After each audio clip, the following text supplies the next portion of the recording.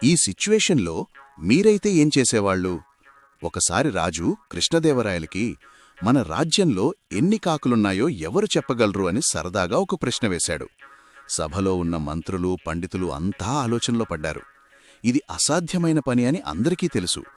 మంత్రులు తెనాలి రామకృష్ణుణ్ణి ఇరికించాలని చూసి, మహారాజా, తెనాలి రామకృష్ణుడు చాలా తెలివైనవాడు, అతను తప్పకుండా చెప్పగలడు అని చెప్పారు.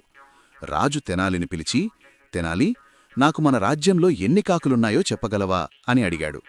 తెనాలి ఒక్క నిమిషం ఆలోచించి, చిత్తమహారాజా, నేను తప్పకుండా చెప్పగలను. మన విజయనగర సామ్రాజ్యంలో సరిగ్గా 21,523 కాకులున్నాయి అని ధైర్యంగా చెప్పాడు.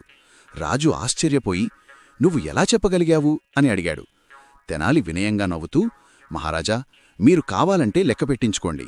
ఒకవేళ తక్కువుంటే అవి బంధువుల ఇళ్లకి వెళ్ళుంటాయి, ఎక్కువుంటే బంధువులు మనింటికొచ్చుంటారు అని తెలివిగా జవాబు చెప్పాడు.